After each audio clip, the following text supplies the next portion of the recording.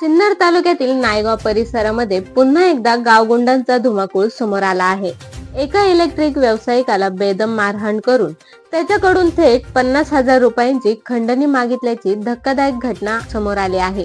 मिळालेल्या माहितीनुसार आरोपींनी संबंधित व्यावसायिकाला दुकानात जाऊन मारहाण केली, तसेच सरळ धमकी देत म्हणाले 50,000 दे, नाहीतर दुकान पेटून दे। या घटनेमुळे नायगाव परिसरात दहशतीचे वातावरण निर्माण झाले आहे। स्थानिक नागरिकांनी वाढत्या गुंडगिरीबद्दल गंभीर चिंता व्यक्त केली असून गावात पुन्हा एकदा कायदा सुव्यवस्थेचा प्रश्न निर्माण झाला आहे। या प्रकरणी व्यावसायिकांच्या तक्रारीवरून सिन्नर MIDC पोलीस ठाण्यात संबंधित आरोपीवर खंडणीचा गुन्हा दाखल करण्यात आला आहे।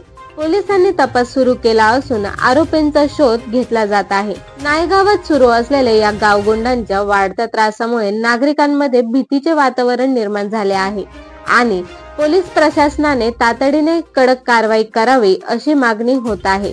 जागर महाराष्ट्र न्यूज साठी अक्षय गायकवाड, सिन्नर।